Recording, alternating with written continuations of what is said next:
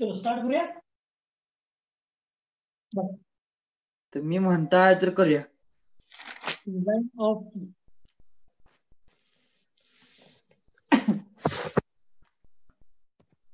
तसा आजपर्यंत पेपरला एकदाच प्रॉब्लेम येऊन गेलाय डिझाईन ऑफ कीचा. एकदाच येऊन गेलाय. पण एकदाच काय विषय आहे की ही कीचं डिझाईन तुम्हाला प्रत्येक कपलिंगच्या डिझाईन मध्ये लागणार आहे. ठीक आहे. त्यामुळे आपण कीचं डिझाईन वेगळंच बघूया आणि मग नंतर तुम्हाला आहे असं डिझाईन हे कपलिंगच्या डिझाईन मध्ये वापरता येईल. ठीक आहे. कीचं डिझाईन. ठीक आहे. त्यामुळे मी आता स्टार्ट करतो डिझाईन ऑफ की.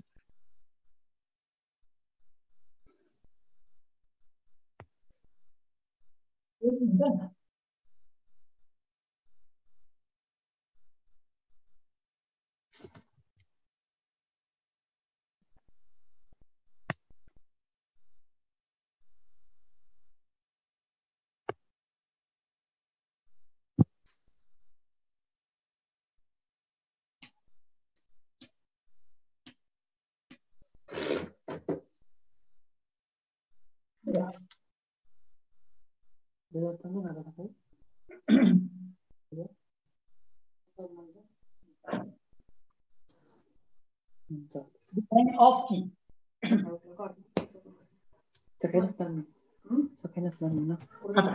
सगळ्यात पहिल्यांदा की म्हणजे काय ते बघूया. तर की म्हणजे हे बघण्यासाठी इथे एक बाळानो फिगर ड्रॉ करतो. ठीक आहे. इथे एक फिगर ड्रॉ करतो.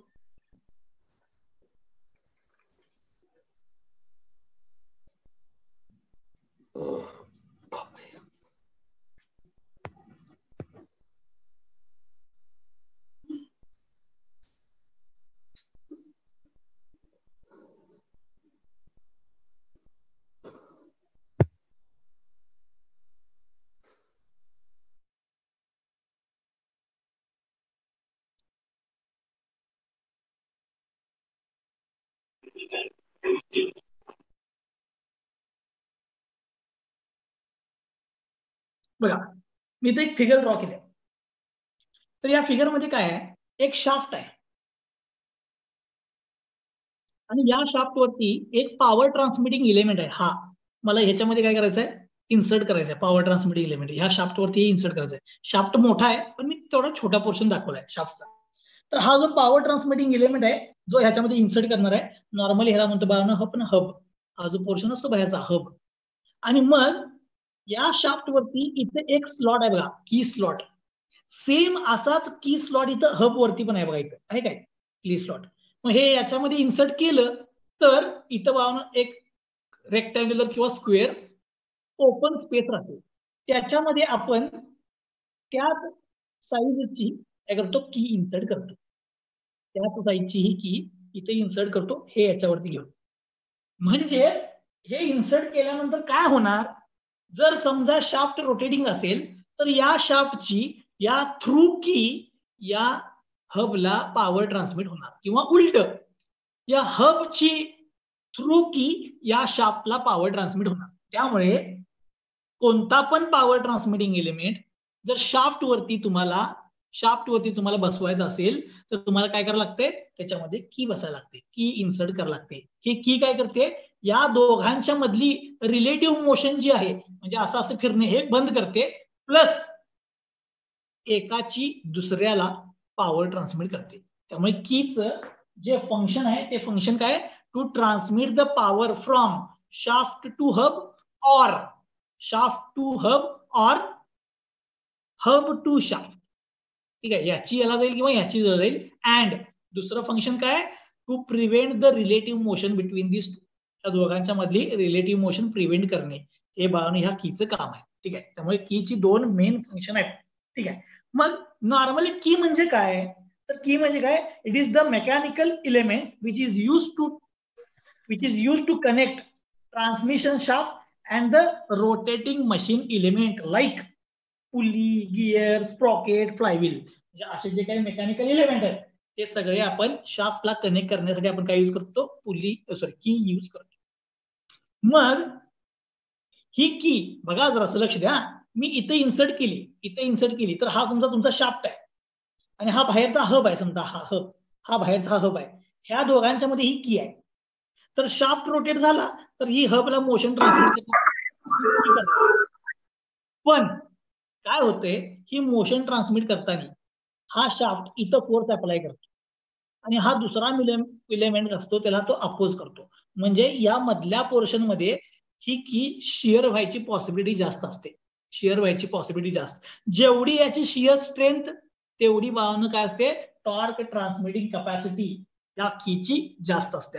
त्यामुळे शाफ्ट कडून हबला किंवा हब कडून शाफ्टला ट्रान्समिट होणारा टॉर्क हा कोणावरती डिपेंड असतो, the shear strength of the key. त्यामुळे जेवढा शिअर स्ट्रेंथ कीचा जास्त तेवढी टॉर्क ट्रान्समिटिंग कॅपॅसिटी जास्त. मग ह्या की ज्या आहेत ह्या नॉर्मली वेगवेगळ्या टाईपच्या कीज अवेलेबल आहेत, पण आपण नॉर्मली रेक्टँग्युलर किंवा स्क्वेअर की ही यूज करतो. त्यामुळे मी याच्या पुढे पटपट तुम्हाला की कुणी विचारणार नाही, फक्त तुमच्या माहितीसाठी सांगणार आहे. तर टाइप्स ऑफ कीज, त्यातील सगळ्यात पहिला टाइप जो आहे कीचा तो म्हणजे सॅडल की. त्या सॅडल की साठी बाळांनो मी अशीच फिगर ड्रॉ करणार आहे. त्या सॅडल की साठी हा शाफ्ट आहे,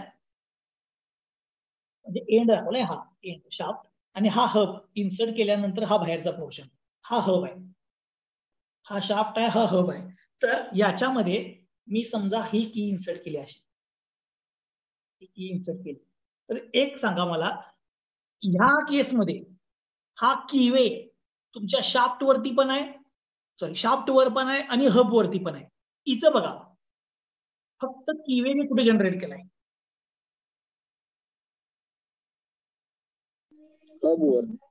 शाफ्ट वर केलाय का हब वर केलाय, हब वरती केलाय. म्हणजे अशी की ज्या की मध्ये कीवे फक्त हब वरती असतो अशा कीला बाळांनो म्हणतात सॅडल की. ही की बाळांनो इन्सर्ट होताना शाफ्ट वरती इन्सर्ट होत नाही, तर ती फक्त कुठे होते, जो स्लॉट बनवलाय हब मध्ये त्याच्यामध्ये इन्सर्ट होते. आणि याचा बॉटम पोर्शन हे बघा, याचा बॉटम पोर्शन कर्ड असतो, असा कर्ड असतो. त्यामुळे जो कर्ड बॉटम पोर्शन असतो त्याला म्हणतो आपण हॉलो सॅडल की. त्यानंतर दुसरा टाइप जो आहे तो, हा समजा तुमचा शाफ्ट आहे, हा हब आहे, तर ही की अशी फ्लॅट असते. ठीक आहे, मी इथे बाजूला दाखवतो, ही फ्लॅट आहे. म्हणजेच काय की शाफ्टचा हा पोर्शन फ्लॅट करून घेतलेला असतोय आणि स्लॉट हा हब मध्ये बनवलेला असते. त्याला म्हणतात फ्लॅट सॅडल की.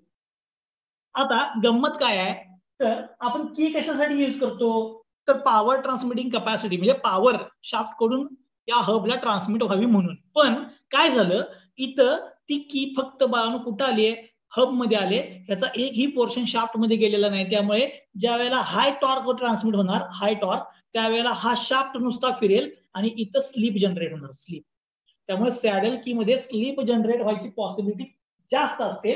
म्हणून सॅडल कीची पॉवर ट्रान्समिशन कॅपॅसिटी कमी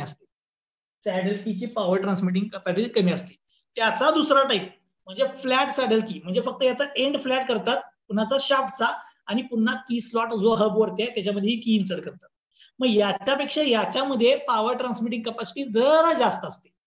हॉलोपेक्षा फ्लॅट सॅडल की मध्ये पॉवर ट्रान्समिटिंग कॅपॅसिटी जास्त का असते, कारण की इथं हा फ्लॅट पोर्शन बनवलाय, त्यामुळे फ्रिक्शनल रेजिस्टन्स हा जास्त देतो. त्यामुळे स्लिपची पॉसिबिलिटी आहे, तरी पण पॉवर ट्रान्समिटिंग कॅपॅसिटी याच्यापेक्षा याच्यामध्ये जास्त. ठीक आहे, ही म्हणजे सॅडल की मध्ये की वे फक्त हब वरती बनवलेला असतो, शाफ्ट वरती असत नाही. त्यानंतर दुसरी जी की आहे ती म्हणजे संक की. आता संक की म्हणजे काय, ही जी मी तुम्हाला ओरिजिनल केस दाखवलेली ही की म्हणजे संक की असते. आता या संक की मध्ये बाळांनो दोन बेसिक टाईप आहेत, ते मी इथे दाखवतो. समजा हा तुमचा शाफ्ट आहे, त्यातला कीचा अर्धा पोर्शन या शाफ्टच्या इथं स्लॉट मध्ये असणार आणि राहिलेला अर्धा पोर्शन हा कुठं असणार बाळांनो, या हब मध्ये असणार. म्हणजेच ही तुम्ही इन्सर्ट केली की त्याचा हाफ पोर्शन शाफ्ट मध्ये येतो, हाफ पोर्शन हब मध्ये जातो. आता याला हे कम्पेअर केलं तर मला सांगा दोघांच्या मध्ये पॉवर ट्रान्समिटिंग कॅपॅसिटी कुणाची जास्त असणार आहे? इथं स्लिप व्हायची पॉसिबिलिटी आहे, इथं पण आहे, पण इथं स्लिप व्हायची पॉसिबिलिटीज नाही. आता का पॉसिबिलिटी नाही? तर गंमत काय झाली की याचा अर्धा पोर्शन शाफ्ट मध्ये गेला, त्यामुळे स्लिपच होऊ शकत नाही. त्यामुळे जेवढी पॉवर आली तेवढी काय व्हायला पाहिजे? ट्रान्समिट व्हायला पाहिजे. त्यामुळे संक कीची पॉवर ट्रान्समिटिंग कॅपॅसिटी ही सगळ्यात जास्त असते. आणि नॉर्मली तुम्ही कुठले पण ऍप्लिकेशन बघा, मोस्ट ऑफ द ऍप्लिकेशन मध्ये आपण ही संक की यूज करतो. या संक कीचे दोन टाईप आहेत. ही की एक तर रेक्टँग्युलर असते किंवा एक तर स्क्वेअर असते. त्यामुळे त्याला म्हणतात रेक्टँग्युलर संक की, याला म्हणतात स्क्वेअर संक की. आणि ह्या दोन्ही कीची पॉवर ट्रान्समिटिंग कॅपॅसिटी म्हणजे हा स्लॉट फक्त रेक्टँग्युलर होणार किंवा हा स्लॉट स्क्वेअर होणार. त्याप्रमाणे भावना त्याची दोन नावं दिली आहेत, रेक्टँग्युलर किंवा स्क्वेअर संक की. आता या संक कीची पॉवर ट्रान्समिटिंग कॅपॅसिटी जास्त असल्यामुळे नॉर्मली तुम्हाला ही की सगळीकडे बघायला मिळेल, संक की. आता हे संक की जे आहे याच्यामध्ये काही स्टँडर्ड प्रोपोर्शन्स आहेत. स्टँडर्ड प्रोपोर्शन्स, आता स्टँडर्ड प्रोपोर्शन म्हणजे काय सांग. ह्याची जी विड्थ आहे ह्याला म्हणतात बी, कीच्या विड्थला बी म्हणतात आणि याच्या हाईटला म्हणतात एच. हे झालं स्क्वेअरला. रेक्टँगलला पण तसंच, ह्याला म्हणतात बी, याच्या हाईटला म्हणतात एच. ठीक आहे. आता जर तुम्ही स्क्वेअर की कन्सिडर केली, स्क्वेअर की तर याच्या केसमध्ये आता स्क्वेअर असल्यामुळे B is equal to H असणार स्क्वेअर की मध्ये, बरोबर. B is equal to H असणार आणि हा normally B is equal to H is equal to D by 4 असतो. मग तुम्ही म्हणणार हा डी म्हणजे काय, तर हा शाफ्टचा डायमीटर. तर ह्या स्क्वेअर कीची विड्थ ही नॉर्मली शाफ्टच्या डायमीटरच्या 1/4 असते, शाफ्टच्या डायमीटरच्या 1/4. ठीक आहे, हे स्क्वेअर की साठी. पण जर समजा रेक्टँग्युलर की असेल, रेक्टँग्युलर की, तर B is equal to D by 4 असतोय आणि H is equal to D by 6. जर रेक्टँग्युलर की असेल म्हणजे ही असेल तर ही विड्थ डायमीटरच्या 1/4 असते आणि हाईट डायमीटरच्या 1/6 असते. डायमीटर म्हणजे शाफ्टचा डायमीटर. ठीक आहे, हा डायमीटर म्हणजे कोणाचा आहे? शाफ्टच्या डायमीटरच्या 1/4 आणि शाफ्टच्या डायमीटरच्या 1/6. ही की म्हणजे कुठले? संक की. नॉर्मल आपण रेक्टँग्युलर की जी बघतो किंवा स्क्वेअर की जी बघतो ती म्हणजे काय भावना? संक की. मग आता या संक की मध्ये एक डिसएडव्हान्टेज आहे. काय डिसएडव्हान्टेज आहे?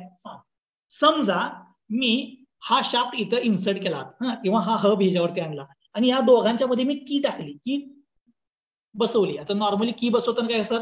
हातोडीनं ठोकून ठोकून ठोकून आतमध्ये बसवतात. ठीक आहे, आत बसली, हे ह्याच्यावरती आहे. की बसली, पुन्हा रिमूव्ह करायची आहे. आता कसं करणार रिमूव्ह? की जर रिमूव्ह करायची असेल तर कशी रिमूव्ह करणार? तर अशी की शाफ्ट बाहेर काढतात ना ते त्यातनं काहीतरी. की रिमूव्ह करायला एकदम डिफिकल्ट असते. ठीक आहे, त्यामुळे काय करतात? थोडस आयडिया करतात. आयडिया म्हणजे काय सांगतो. त्याला बघा म्हणतात जीभ हिडेड टेपर की. मी मुद्दाम लिहितो टेपर की. म्हणजे ही संक कीच घ्यायची. ही नॉर्मली अशी असते, दाखवतो. ही अशी असते संक की तुमची नॉर्मली. फक्त काय करायचं, ह्याला थोडासा टेपर प्रोव्हाइड करायचा. मी जर टेपर प्रोव्हाइड केला, हे बघा थोडासा टेपर द्यायचा. मी जर इथं दिसण्यासाठी मोठा केलाय, थोडासा टेपर प्रोव्हाइड करायचा. टेपर प्रोव्हाइड केल्यामुळे काय होते की ज्या वेळेला तुम्ही हे इथे इन्सर्ट करताय याच्यामध्ये, त्यावेळेला वेज ऍक्शनमुळे की रिमूव्ह व्हायची पॉसिबिलिटी कमी असते. कारण की टेपर पोर्शन मध्ये वेज ऍक्शन जास्त असते. तुम्ही अप्लाइड मेकॅनिक्स मध्ये शिकलाय, म्हणजे जनरेट होणारा फोर्स जास्त असतो. आणि दुसऱ्या बाजूने नुसता एक ठोका मारला तर लगेच बाहेर. पण स्क्वेअर जर असेल तर ती लगेच बाहेर येत नाही. त्यामुळे नॉर्मली आपण काय करतो, टेपर की यूज करतो ज्याच्यामध्ये टेपर एकदम लहान असतो. ठीक आहे, 100:1 म्हणजे 100 mm लेंथला 1 mm चा फरक करतात. 100:1. ठीक आहे, असं टेपर प्रोव्हाइड करतात. त्याला म्हणतात बानो जीभ हिडेड की, जे संक कीचाच टाईप, सब टाईप. याच्यामध्ये फक्त बॉटम सरफेस फ्लॅट असतो, वरच्या सरफेसला टेपर प्रोव्हाइड केलेला असतो. ते कशासाठी? तर डिसअसेंबल करताना ती पटकन रिमूव्ह व्हावी म्हणून हे केलेलं असतं. ठीक आहे, याच्यानंतर कीचे अजून 2 टाईप आहेत, पण ते आपल्यासाठी इम्पॉर्टंट नाही आहेत, पण तुमच्या माहितीसाठी फक्त मी सांगून ठेवतो. ठीक आहे, तुमच्या माहितीसाठी फक्त सांगून ठेवतो. नेक्स्ट की आहे फिदर की. फिदर की. आता बघा याच्यामधली ही पहिली जी की होती सॅडल की, त्याच्यामध्ये ही फक्त कशामध्ये इन्सर्ट झाली होती? हब मध्ये, बाहेरच्या पोर्शन मध्ये. संक की शाफ्ट मध्ये पण आहे आणि हब मध्ये पण आहे, दोघांच्या मध्ये आहे. फिदर की ही काय केली असते? कोणाला तरी एकालाच कनेक्ट केलेली असते, कोणाला तरी एकालाच. म्हणजे काय सांगतो, समजा हा तुमचा शाफ्ट आहे, हा शाफ्ट आहे, तर या शाफ्ट वरती काय करतात? एक स्लॉट बनवतात,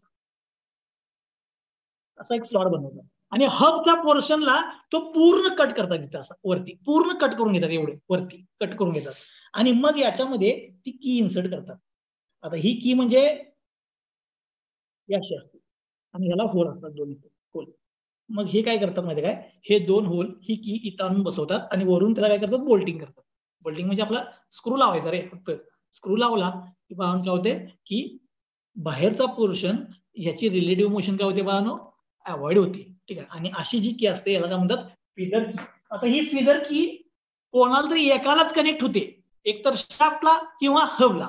मोस्ट ऑफ द टाइम ती शाफ्टलाच कनेक्ट झालेली असते आणि हबची रिलेटिव्ह मोशनची काय करते? अवॉइड करते. अशी की म्हणजे काय असते? फिदर की. याच्यानंतर चौथी टाईप जो आहे तो म्हणजे वुडरफ की. वुडरफ की. आता वुडरफ की म्हणजे काय सांगतो. तर ही जी की आहे ही नॉर्मली सेमी सर्क्युलर असते, सेमी सर्क्युलर. आणि याच शेपचा पोर्शन शाफ्ट मध्ये कट केलेला असतो. समजा हा तुमचा शाफ्ट आहे, तर या शाफ्ट मध्ये इथं असं पोर्शन कट केलेला असतो. म्हणजे काय? ही की बरोबर ह्याच्यामध्ये इन्सर्ट होते. ज्या वेळेला मिस अलाइनमेंट असते, मिस अलाइनमेंट आणि पॉवर तर ट्रान्समिट करायची असते, त्यावेळेला आपण ही वुडरफ की इथं इन्सर्ट करतो. ह्याच्यामध्ये काय होते? शाफ्ट आणि वरचा हब हे थोडे रोटेट होतात एकमेकाला आणि ही की ह्या खालच्या पोर्शन मध्ये खाली वर अशी रोटेट होते आणि रोटेट होऊन एकदा फिट होते त्याच्यामध्ये आणि फिट झाला की पॉवर ट्रान्समिशन काय होते? चालू होते. त्यामुळे ज्या वेळेला मिस अलाइनमेंट असते त्यावेळेला नॉर्मली आपण काय करतो बाळांनो? वुडरफ की ही काय करतो? यूज करतो. पण हे आपल्यासाठी इम्पॉर्टंट नाही आहे. आपल्यासाठी इम्पॉर्टंट जी की आहे ती म्हणजे कुठली आहे? संक की. ठीक आहे. म्हणजेच एकतर ती रेक्टँग्युलर असेल क्रॉस सेक्शनला किंवा एकतर ती स्क्वेअर असेल. मग ह्या कीचं डिझाईन बाळांनो तुम्हाला पेपरमध्ये विचारणार आहे. ठीक आहे. त्यामुळे आता मी ह्या कीचं डिझाईन चालू करणार. डिझाईन प्रोसिजर ऑफ संक की. ठीक आहे. स्क्वेअर किंवा फ्लॅट आम्ही इथे लिहितो. डिझाईन ऑफ स्क्वेअर लिहू का दोन्ही लिहितो? स्क्वेअर अँड फ्लॅट संक. ओके. डिझाईन ऑफ स्क्वेअर किंवा फ्लॅट संक की. आता डिझाईन प्रोसिजर बाळांनो याची एकदम सोपी आहे. एकदम म्हणजे एकदम सोपी डिझाईन प्रोसिजर. ठीक आहे. आता मी ती डिझाईन प्रोसिजर सांगणार आहे, त्यासाठी मी इथे फिगर ड्रॉ करतो. कुठली फिगर ड्रॉ करणार आहे ते पण सांगतो. हे बघा, ही शाफ्ट आहे, ही की आहे आणि बाहेरचा हबचा पोर्शन आहे. ठीक आहे. हा तुमचा शाफ्ट, याच्यामध्ये ही तुमची की अशी आहे की. ठीक आहे. इन्सर्ट केले की हा इथं स्लॉट असणार आहे असा आणि बाहेर हब आहे. हब मी आता फक्त दाखवत नाही इथं. बघा मग त्याच्यामध्ये मी तुम्हाला मगाशीच म्हटलं की इथं शिअर स्ट्रेंथ इम्पॉर्टंट आहे का? शाफ्ट रोटेट झाला, समजा शाफ्ट रोटेट झाला तर तो इथं फोर्स अप्लाय करणार या की वरती, याला फिरवायला बघणार आणि दुसऱ्या बाजूने हब याला अपोज करणार. दुसऱ्या बाजूने हब याला अपोज करायला नॉर्मली दुसरी जी बॉडी असते ती कधी पण मोशनला अपोज करत असते. ह्यामुळे काय होते? ही इथून मधून कट व्हायची पॉसिबिलिटी असते. त्यामुळे मधून जर कट झाली तर याला काय म्हणणार मी? की ही शिअर झाली. तर मी काय म्हणणार? की ही शिअर झाली. म्हणजेच कीचं एक स्ट्रेस मला मिळाला तो म्हणजे शिअर स्ट्रेस. की मधला एक स्ट्रेस मिळाला तो म्हणजे शिअर स्ट्रेस. म्हणजे डिझाईनला मला शिअर स्ट्रेस डिटरमाइन करायला पाहिजे. आणि दुसरा अजून एक स्ट्रेस असतो तो म्हणजे कुठला? कॉम्प्रेसिव्ह. कॉम्प्रेसिव्ह कधी ऍक्ट होतो सांगतो. समजा याला पॉवर ट्रान्समिट झालेली एकदमच जास्त आहे, एकदमच, तर इथं अप्लाय झालेला लोड हा एकदम रॅपिड असतो आणि त्या रॅपिड लोड मध्ये काय होते की दुसऱ्यानं फोर्स लावायच्या अगोदरच हे इथं मध्ये कट होते असं या पोर्शन मध्ये कॉम्प्रेशन मध्ये. आणि हा रॅपिड लोड लावतो एकदम, ते मधनं इथंच कट होते इथं हा पोर्शन. त्यामुळे तो अंडर कॉम्प्रेशन जातो. हे लावला की इथं हा अपोज करणार, अंडर कॉम्प्रेशन जातो आणि कॉम्प्रेशनमुळे ही की काय होते बाळांनो? फेल होते. त्यामुळे कीच्या फेल्युअर मध्ये दोन स्ट्रेस एकदम इम्पॉर्टंट आहेत कीवरचे. एक, मधनं जर कट झालं तर शिअर आणि रॅपिड जर एकदम लागला तर कॉम्प्रेसिव्ह. त्यामुळे कीचं डिझाईन हे दोन फॅक्टरवरती डिपेंड आहे. एक म्हणजे शिअर स्ट्रेस आणि दुसरा म्हणजे कॉम्प्रेसिव्ह स्ट्रेस. ओके, मग मी त्याच्यासाठी आता बघा ही की जी आहे, ही की इथं जरासं मी ड्रॉ करतो. हीच की बघा, ही की तुमची, ह्याच्यामध्ये मी हा पोर्शन दाखवला, हा शाफ्ट न लावलेला फोर्स, या बाजूला हब अपोजिंग फोर्स लावणार. ठीक आहे, मी ह्याला नावं देतो ए बी सी डी. या पॉइंटला नाव देतो ए, याला नाव देतो बी. ठीक आहे, ए बी नाव दिलेलं आहे. ह्याची ही विड्थ आहे बी, याची ही हाईट आहे कीची एच. ठीक आहे, आता आपण नॉर्मली एक रेक्टँग्युलर की कन्सिडर करूया. याचा डायमीटर आपण घेऊया डी आणि हे असं रोटेट व्हायला म्हणजे इथं फोर्स अप्लाय झाला. ओके, मग तुम्ही मला सांगा या कीची power transmitting capacity, power is equal to power transmitting capacity. पॉवरचा फॉर्म्युला काय असतो? Power is equal to torque into power is equal to काय असते? Torque into omega. माहिती आहे तुम्ही, टॉर्क म्हणजे M T, torsional moment into omega. कधी कधी आपण टी लिहितो आणि most of the time MD मध्ये आपण एमटी लिहितो, म्हणजे torsional moment into omega. So torque into omega. तर हा पॉवरचा फॉर्म्युला मिळाला मला. पॉवर वरून काय मिळालं बघा, टॉर्क इंटू ओमेगा. मग ह्यातला हा जो टॉर्क आहे, टॉर्क, तो टॉर्क ट्रान्समिटेड कसा डिटरमाइन करणार? या कीनं ट्रान्समिट केलेला टॉर्क. टॉर्क कसं काढतोय आपण? Force into radius. त्यासाठी असं इमॅजिन करा, हा फोर्स इथे ऍक्ट झालाय असं इमॅजिन करा, इथं टेंजेन्शियल. म्हणजे हा फोर्स मी म्हणतो बघा एफ किंवा पी म्हणा, एफ. सो फोर्स इंटू याची रेडियस, याची रेडियस किती असणार बघा, डायमीटरचा हाफ. डायमीटरचा हाफ म्हणजे टॉर्क ट्रान्समिटेड बाय वन की इज इक्वल टू काय आला, फोर्स इंटू रेडियस. फोर्स किती ऍक्ट झाला एफ आणि रेडियस म्हणजे डायमीटरचा हाफ. ठीक आहे, हा बाळानो त्याचं काय फॉर्म्युला आहे. म्हणजेच इथं जो फोर्स ऍक्ट व्हायला लागलाय त्या फोर्सची किंमत, या फोर्सची किंमत काय बघा, या टूला इकडे घ्या, 2mt डिवाइड बाय डी. हे दोन्ही पण फॉर्म्युले लागणार आहेत म्हणून मी लिहून ठेवले. Torque is equal to force into radius आणि फोर्स इज इक्वल टू काय झाला, हे डी बाय टू इकडे घेतलं, 2 वर गेला, डी खाली गेला, 2mt डिवाइड बाय डी. ठीक आहे, याला मी म्हणतो 1. यावरून मला टॉर्क ट्रान्समिटिंग कॅपॅसिटी मिळाली. आता जर समजा मला ह्या की मधला शिअर स्ट्रेस काढायचा असेल, shear stress,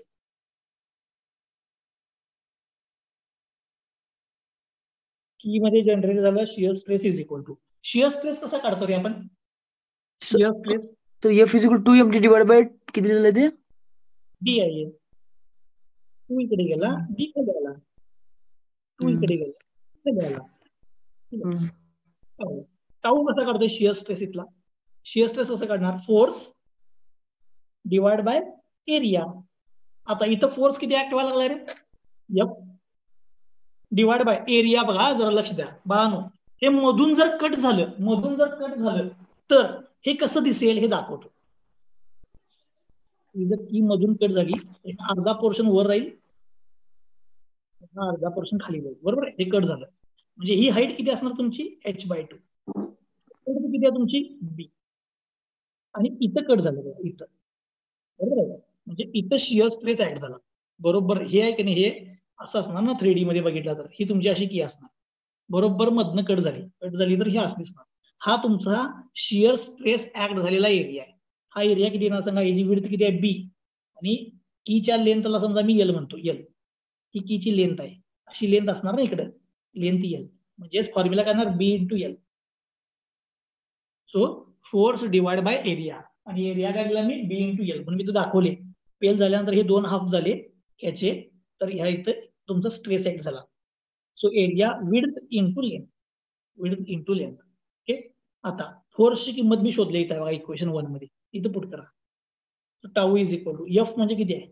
2mt divide by D into B into A. हा फॉर्म्युला कायम प्रत्येक प्रॉब्लेमला लागणार. शिअर स्ट्रेस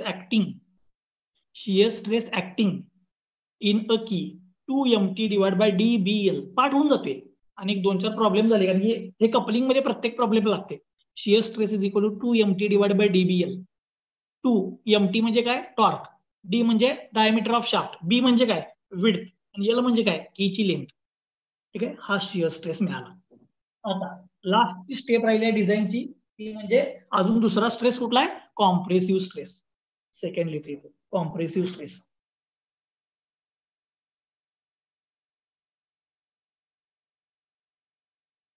आता कॉम्प्रेसिव्ह स्ट्रेस कसा डिटरमाइन करायचा सांगतो, लक्ष द्या. कॉम्प्रेसिव्ह स्ट्रेसमुळे हे जर तुटलं तर कुठं फेल होणार आहे? मी जरा ही की ड्रॉ करू व्यवस्थित. ही की 3D मध्ये ड्रॉ करतो, लक्ष द्या. 3D करतो, इथंच करतो. ही तुमची 3D की आहे. हा शाफ्ट असा असणार, ही की असणार. आणि कॉम्प्रेस झालं तर हे अर्ध्या पोर्शन मध्येच होणार ना. मग कॉम्प्रेशन मध्ये आपण नॉर्मली कुठला एरिया कन्सिडर करतो रे कॉम्प्रेशन मध्ये? Projected area. त्यामुळे बघा हा फोर्स इथं ऍक्ट व्हायला, असा इथं ऍक्ट व्हायला ह्या एरियावर. त्यामुळे इथं ते फेल होईल. म्हणजे हा त्याचा काय झाला? Projected area. इथं लिहून ठेवतो मी, प्रोजेक्टेड एरिया. कॉम्प्रेशन मध्ये इथं फोर्स ऍक्ट होणार. एक तर कॉम्प्रेशन खाली असणार किंवा एकतर वर असणार. त्यामुळे कुठला तरी एकच घ्यायचा.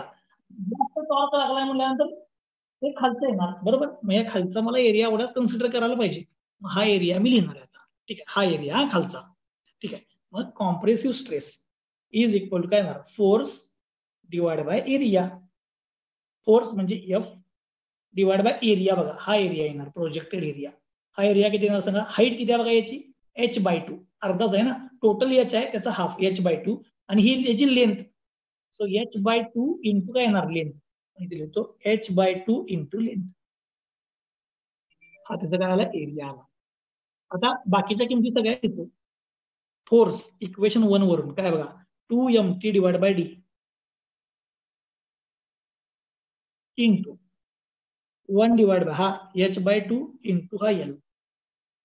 हा डिनॉमिनेटरचा डिनॉमिनेटर म्हणजे हा न्यूमरेटर होणार. 2 इंटू 2 किती झाला? 4 mt divide by D H. म्हणजे हा तुम्हाला की मधला काय मिळाला? Compressive stress. So compressive stress acting on key. Compressive stress. Denominator वर गेला. 2 इंटू 2 किती झाला? 4 mt divide by D H L. आता दोन्ही फॉर्म्युले कम्पेअर करा, ऑलमोस्ट सेम आहेत. 2mt divide by DBL, 4mt divide by DHL. D म्हणजे डायमीटर ऑफ शाफ्ट, एच म्हणजे हाईट, एल म्हणजे लेंथ. इथं डी म्हणजे डायमीटर, बी म्हणजे विड्थ आणि एल म्हणजे लेंथ. ठीक आहे, हा शियर स्ट्रेस, हा कॉम्प्रेसिव्ह स्ट्रेस. कीचं डिझाईन जर तुम्हाला विचारलं, ही फिगर टॉर्कचा फॉर्म्युला, त्याच्यावरनं शियर स्ट्रेसचा फॉर्म्युला, कॉम्प्रेसिव्ह एवढंच करायचं आहे. इथं बाळांनो कीचं डिझाईनच संपलं. एकतर ते शियरवर डिपेंड असणार किंवा एकतर कॉम्प्रेसिव्हवर. आता तुम्ही म्हणणार या फॉर्म्युल्यात मला काय मिळणार सांगतो. नॉर्मली तुम्हाला पॉवर दिलेली असते, पॉवर वरून टॉर्क मिळते, जे हे एमटी माहित असतो. एमटी माहित असतो. मटेरियल वरनं टाऊ, मटेरियल जर दिला असेल तर टाऊ परमिसिबल आणि सिग्मा सी परमिसिबल माहित असणार. राहिलं काय? डीबीएल डीएचएल, शाफ्टचा डायमीटर.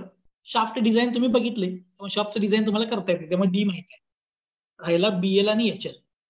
नॉर्मली ह्या विड्थची आणि लेंथची किंवा हाईटची आणि लेंथचं रिलेशन दिलेलं असते, त्यावरून तुम्हाला बी आणि एच ची किंमत मिळते. हे दोन फॉर्म्युले तुम्हाला पाठ असायला पाहिजेत. आणि कीचं डिझाईन हे सगळ्यात सोपं, म्हणजे तसा तो पॉइंट नाहीच आहे ऍक्च्युली. ठीक आहे, तो अंडर तुम्हाला ह्याच्या पण शिकवता आला असता, कशाच्या? कपलिंगच्या. पण कसं आहे, चुकून जर कीचं डिझाईन विचारलं तरी एवढंच आहे. ठीक आहे, आता या कीच्या डिझाईन मध्ये जर काय प्रॉब्लेम असेल तर विचारा. परत सांगतो, जे टाइप्स सांगितले त्याच्यावरती प्रॉब्लेम क्वेश्चन याचं पॉसिबिलिटी लय कमी आहे. पण जे एकदा आजपर्यंत थिअरीचा क्वेश्चन विचारलाय तो म्हणजे डिझाईन ऑफ कीच विचारलाय. हे डिझाईन ऑफ की. आता तुम्हाला काय ह्यात प्रॉब्लेम असेल तर विचारा.